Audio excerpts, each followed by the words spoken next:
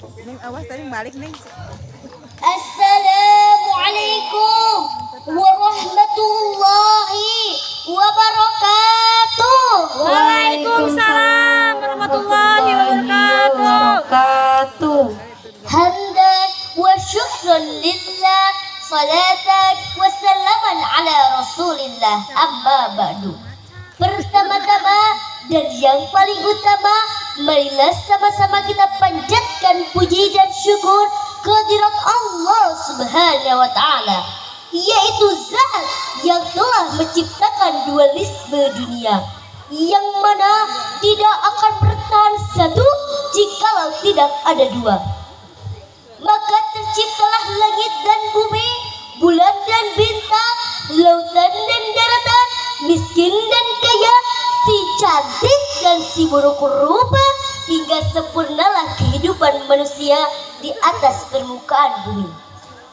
Selanjutnya, salawat berbingkaikan salam, marilah sama-sama kita sanjungkan kepada Nabi Muhammad Sallallahu Alaihi Wasallam yang telah memayungi kita dari panasnya mentari-mentari jahiliyah sehingga kini kita berada di dalam kesejukan dan kedamaian di bawah naungan Islam. Alhamdulillah.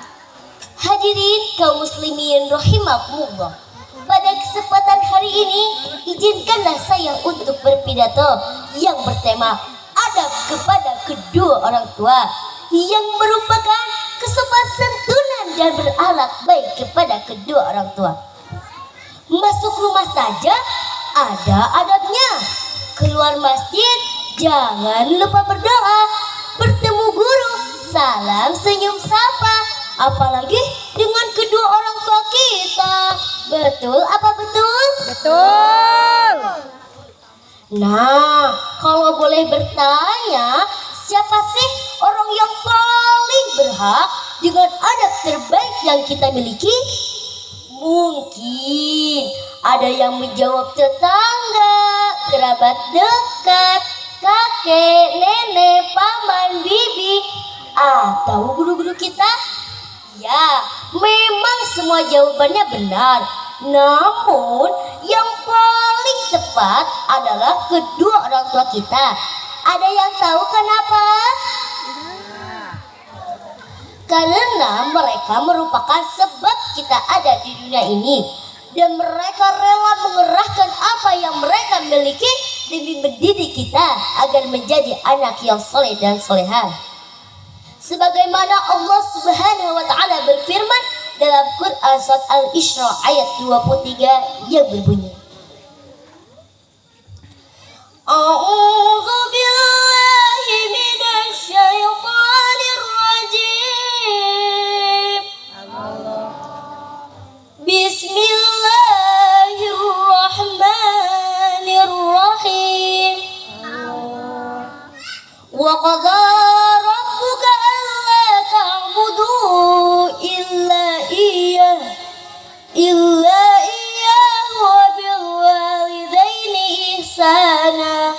Shadaqallahul azim. Yang artinya, dan Tuhanmu telah memerintahkan agar kamu tidak menyembah selain Dia, dan hendaklah kamu berbuat baik kepada ibu dan bapakmu dengan sebaik-baiknya. Maksud dari ayat tersebut, kita sebagai anak seusai beribadah menyembah Allah Subhanahu wa taala, kita hendaknya berbuat baik kepada kedua orang tua kita.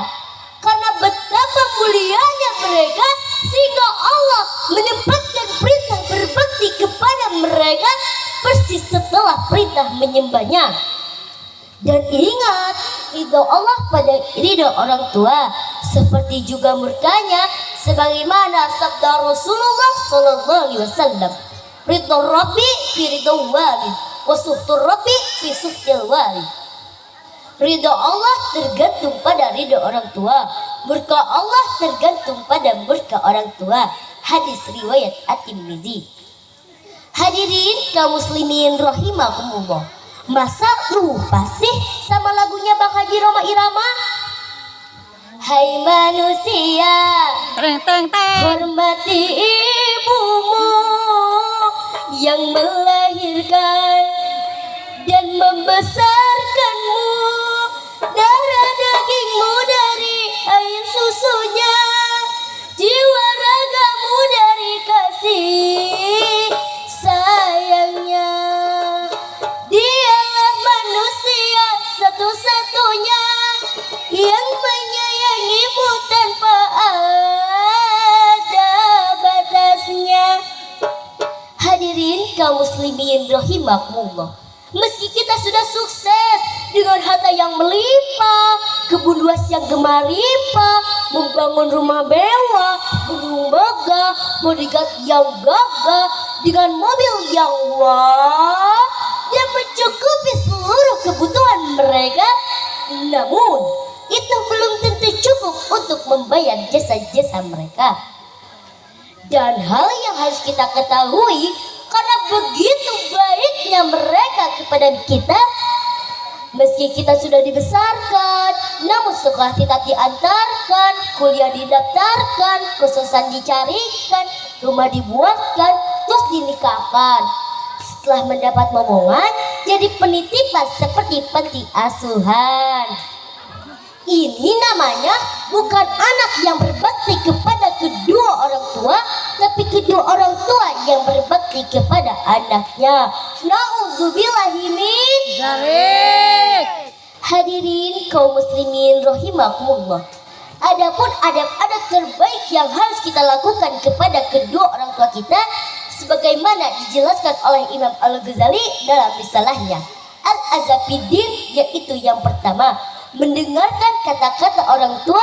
Setiap kali orang tua berbicara, kita harus mendengarkan dengan baik, terutama ketika orang tua berbicara serius, memberi nasihat. Yang kedua, mematuhi perintah-perintah orang tua.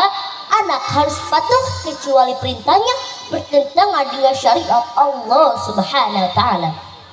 Yang ketiga, memenuhi panggilan orang tua. Anak harus menjawab panggilan orang tua begitu mendengar orang tua memanggilnya. Yang keempat, tidak memandang mereka dengan rasa curiga dan tidak membantah perintah mereka. Seorang anak harus berprasangka baik kepada kedua orang tuanya.